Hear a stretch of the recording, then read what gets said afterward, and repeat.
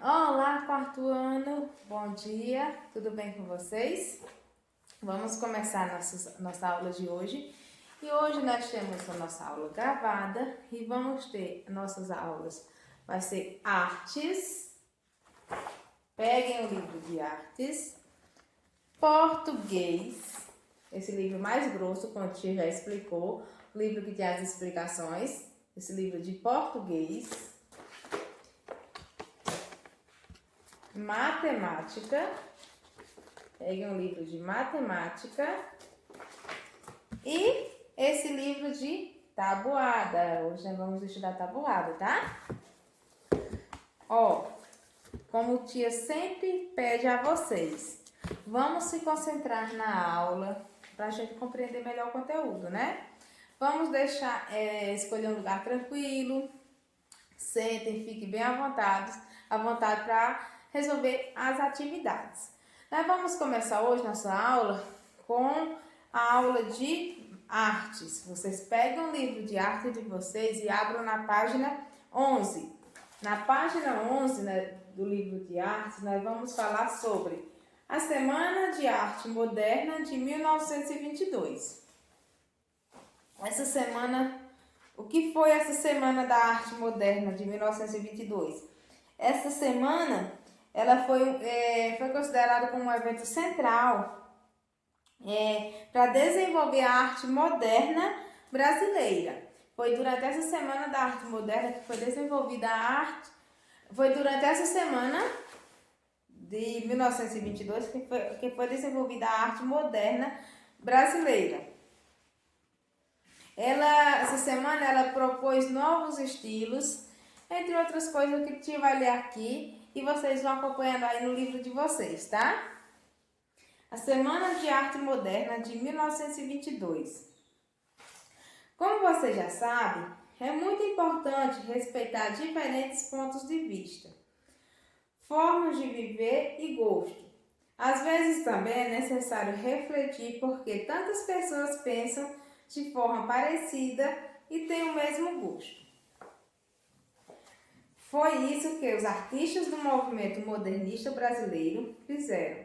Eles consideravam a arte e o gosto das pessoas da época como muitos conservadores e defendia que os artistas deveriam ter mais liberdade para produzir obras diferentes, incluindo Tarsila do Amaral e Anita Malfatti. Produziam obras que faziam as pessoas pensarem em novas formas de ver e fazer arte. Para discutir o gosto da época e propor novas formas de ver e produzir arte, esses artistas organizaram a Semana de Arte Moderna. Como o tio falou, essa Semana de Arte Moderna foi para isso, para criar novos estilos, como fala aqui no texto.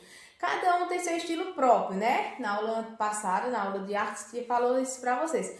Cada um tem seu próprio estilo. Os artistas também, cada artista tem seu próprio estilo. E essa semana da arte moderna veio para isso, para eles mostrar seus estilos. Até então, eles viviam de uma forma, numa época de conservadores, onde eram limitados. O artista poderia pensar em fazer aquele desenho, mas de acordo com a época que ele vivia, ele não podia expressar aquela arte daquela forma, daquele desenho. Ele tinha que seguir as regras e fazer o desenho de acordo com o que a sociedade queria ver. Ele não poderia escolher o seu ponto de vista. Essa Semana da Arte Moderna, de 1922, ela veio para isso, para deixar livre para os artistas desenhar, pintar, fazer, mostrar suas obras de arte. Por isso que tem o nome de arte, Semana de Arte Moderna. Foi trazendo a modernidade, o jeito para os artistas poderem se expor da forma que eles quisessem. E entre esses artistas, os que mais se destacaram foram Tarsila do Amaral e Anita Malfatti. A Semana de Arte Moderna foi um evento que aconteceu em 1922 no Teatro Municipal de São Paulo. Os artistas que a organizaram também se inspiraram nas transformações artísticas ocorridas na Europa nos anos anteriores. No evento, as pessoas puderam ver exposições de arte, assistir a palestras com artistas, apresentações musicais e leitura de poesias. Aqui, ó, na página 11, do lado, nós temos um desenho, uma obra de Tarsila do Amaral. Essa obra aqui o título dessa obra aqui é Cozinha na Roça. Foi uma pintura feita em 1894 pelo artista brasileiro Pedro Alexandrino, que foi professor de alguns artistas modernistas, como Anita Malfatti e Tarsila do Amaral. Na página 12, dá continuidade, ainda falando sobre essa Semana da Arte Moderna, comparando os estilos de diferentes artistas. As pessoas que cuidam de nós nos amam e nos respeitam, influenciam a forma como vivemos e são parte importante da nossa identidade. Da mesma forma, um artista, quando produz sua obra, também é influenciado por outros artistas que admira, com quem convive ou de quem foi aluno. Por exemplo, com Tarsila do Amaral não foi diferente. Que aqui nessa obra, né, Cozinha na Roça, é uma obra de Pedro Alexandrino, que foi o professor de Tarsila do Amaral. E é uma obra muito parecida com as obras que depois ela desenhou. Então, assim, os artistas, eles se baseavam muito nos seus professores, nos outros artistas que eles viam. Aí temos uma atividade na página 12, que é somente uma questão que vocês vão responder essa atividade. Se vocês ficarem com dúvida, releia o texto novamente, tá? E respondam. Agora, dando continuidade, nós vamos para a aula de português. Na nossa aula de português, hoje nós vamos estudar sobre sílaba tônica. O que é sílaba tônica? Vocês já ouviram falar, com certeza. Sílaba tônica é aquela sílaba que ela é pronunciada com mais força. Quando você soletra uma palavra, a sílaba que você soletra com mais força é a sílaba tônica. Exemplos de sílaba tônica. Na palavra amizade. Qual é a sílaba que a gente pronuncia com mais força? O zá. Então, o zá da palavra amizade é a sílaba tônica. Na palavra música, aí nós temos a ajuda do acento agudo, né? Que deixa a sílaba mais forte. E a sílaba mais forte da palavra música é MU. Então, a sílaba tônica da palavra música é MU. Outra palavra, encantar. Encantar. A sílaba mais forte, que a gente pronuncia com mais força, é o tar. Nas palavras, na sílaba tônica, quanto à sílaba tônica, nós podemos identificar nas sílabas tônicas as oxítonas, paroxítonas e proparoxítonas. A partir da sílaba tônica, nós podemos identificar as oxítonas, paroxítonas e proparoxítonas. Oxítonas. O que são palavras oxítonas? Palavras oxítonas é quando a última sílaba da palavra é a sílaba tônica. Então, quando você soletrar uma palavra que você identificar a última sílaba daquela palavra com a sílaba tônica, nós temos aí uma palavra oxítona. Por exemplo, a palavra cipó. Pó é a sílaba mais forte da palavra. Então, e é a última sílaba. Portanto, nós temos uma palavra oxítona. A palavra feliz.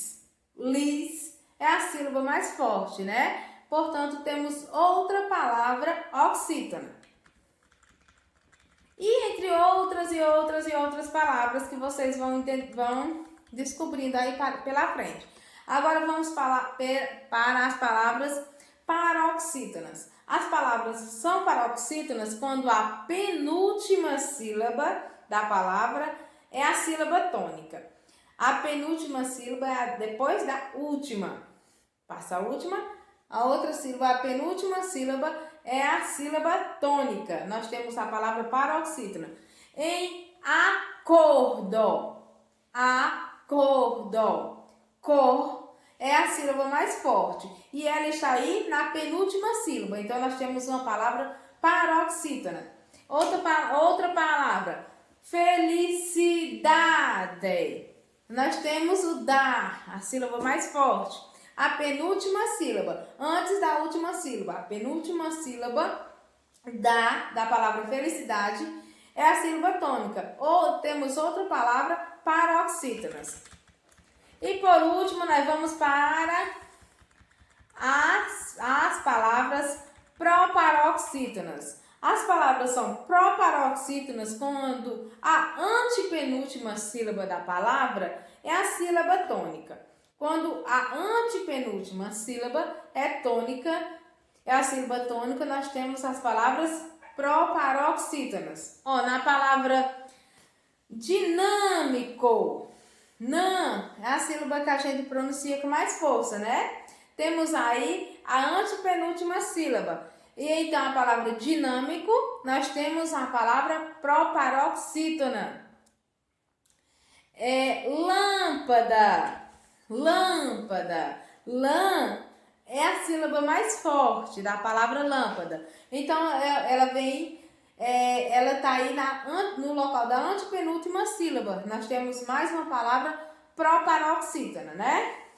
Para vocês compreenderem melhor, tia vai colocar no vídeo umas imagens com outras palavras, tá?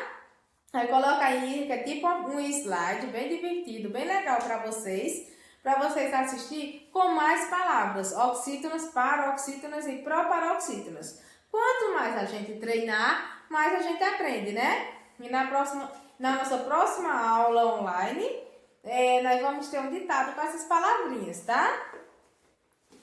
E por último, tia vai colocar o vídeo para vocês agora. E depois do vídeo, nós vamos continuar com a aula de matemática, tá? Na nossa aula de matemática, nós vamos estudar sobre planificação do cone e do cilindro. Então, vocês abram o livro de matemática na página 25, tá? Página 25 do livro de matemática. Nessa página, está falando aí sobre planificação do cone e do cilindro. Para encerrar esse conteúdo sobre figuras geométricas do livro de vocês, como a gente está encerrando essa unidade, a tia vai colocar um vídeo de toda a revisão que nós estudamos sobre figuras geométricas, tá? Que às vezes a gente não lembra mais muito bem como é que o nome dessas figuras, como é que o lado, as vértices, arestas. Então, para isso, tia vai colocar um vídeo para vocês, desde o começo do que é figuras geométricas até essa parte aqui, da planificação do cone e do cilindro. Aqui nessa página 25, nós vamos falar sobre o cilindro, o cone e a esfera são classificados corpos redondos e poliedros. Corpos redondos, como o próprio nome fala, corpos redondos são os objetos que rolam. Poliedros são os objetos que têm superfície plana. Tudo isso o tia vai explicar no vídeo que eu vou colocar para vocês agora, tá? No final, vocês vão copiar a agenda no livro, copiar a agenda que o tia coloca no grupo, no caderno, na agenda de vocês. Como essa semana nós estamos apenas com atividade nos livros, tia está colocando mais páginas. Na próxima semana vocês recebem o caderno e começam a fazer as atividades, tá? Então, assiste o vídeo até o final. Nós vamos estudar sobre geometria, especificamente geometria espacial, que é a área da matemática que estuda as figuras no espaço, ou seja, aquelas que possuem mais de duas dimensões. Não confundam figura geométrica plana com figura geométrica espacial. As figuras planas têm todos os pontos no mesmo plano, como o círculo, o triângulo, o quadrado, o retângulo, o losango e o pentágono. Já as figuras geométricas espaciais ou sólidos geométricos apresentam altura, comprimento e largura, como o cubo, o cilindro, a pirâmide, o cone e a esfera. Os sólidos geométricos podem ser classificados em poliedros e corpos redondos. Nos poliedros, todas as suas faces são compostas por superfícies planas. E nos corpos redondos, sua superfície apresenta alguma parte arredondada.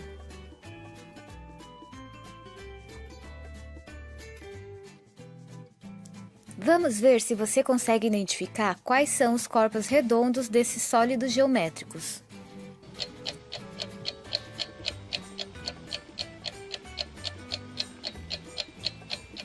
Se você respondeu o cilindro, o cone e a esfera, parabéns, você entendeu direitinho. Outro conceito que aprenderemos hoje é sobre a planificação de um sólido. Quando fazemos uma planificação, é como se estivéssemos abrindo o sólido geométrico, podendo assim descobrir quais figuras planas formam esse sólido. Por exemplo, observe a planificação desse cubo. Quando ele se abre, percebemos que ele é formado por 6 quadrados. Na planificação da pirâmide de base triangular, observamos que ela é formada por 4 triângulos.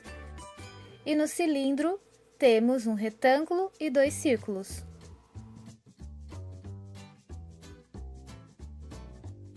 Outra coisa que você já deve ter aprendido é que os sólidos geométricos possuem vértices, arestas e faces. Os vértices são cada pontinho de uma figura geométrica. Por exemplo, observe o cubo. Quantos pontinhos ele tem? Vamos contar? 1, 2, 3, 4, 5, 6, 7, 8. As arestas são as linhas que ligam essas pontas. Então, quantas arestas tem um cubo? Vamos contar?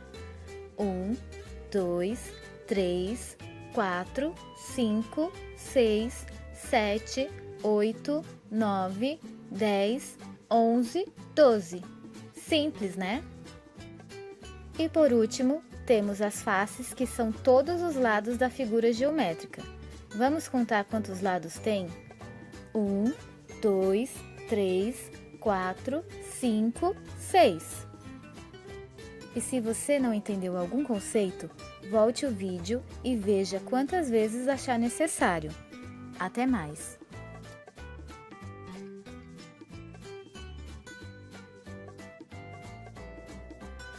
É sobre a sílaba tônica.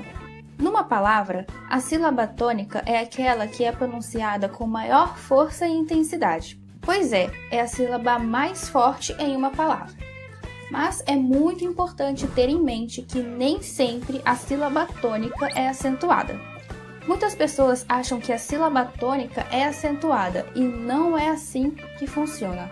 Saiba de uma coisa: todas as palavras da língua portuguesa possuem sílaba tônica.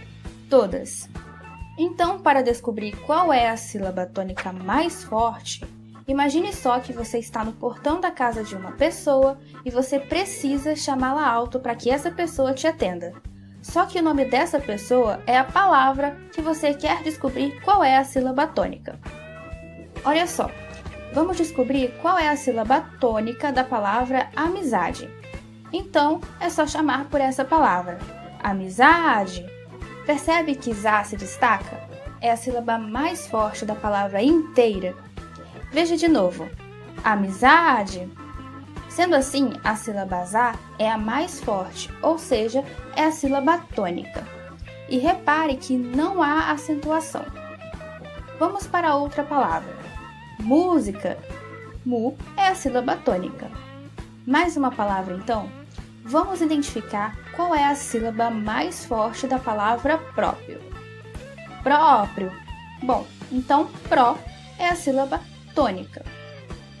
Agora que você já entendeu, vamos prosseguir para que eu possa te explicar o que são as palavras oxítonas. As palavras são oxítonas quando a última sílaba da palavra é a sílaba tônica, ou seja, a mais forte. Por exemplo, arroz, crochê, metrô, soufflé. Viu só como a última sílaba é a mais forte? Fácil, né?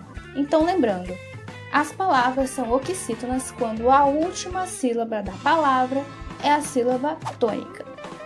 Ok, agora vamos entender o que é paroxítona.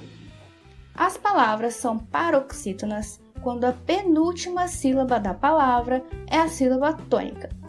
Por exemplo, azeitona, bônus, engraçado, felicidade. Percebe que a sílaba tônica é sempre a penúltima? Pois é, sempre que você se depara com uma palavra que a sílaba tônica é a penúltima, trata-se de uma paroxítona. Então, chegamos na proparoxítona. As palavras são proparoxítonas quando a antepenúltima sílaba da palavra é a sílaba tônica, ou seja, a mais forte. Veja bem, árvore, dúvida, época, estômago. Viu só? A sílaba tônica dessas palavras é a antepenúltima.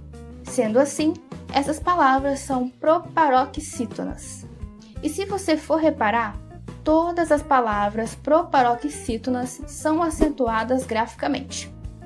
Beleza, mas e quando as palavras possuem apenas uma sílaba, como as palavras pó, mês, vez e sol? Bom, quando as palavras apresentam apenas uma sílaba, são classificadas em monossílabos. Então, resumindo, se a sílaba tônica mais forte vier na última posição da palavra, na última sílaba, ela é uma palavra oxítona. Se a sílaba tônica mais forte vier na penúltima posição da palavra, ela é uma paroxítona. E se a sílaba tônica mais forte vier na antepenúltima posição da palavra,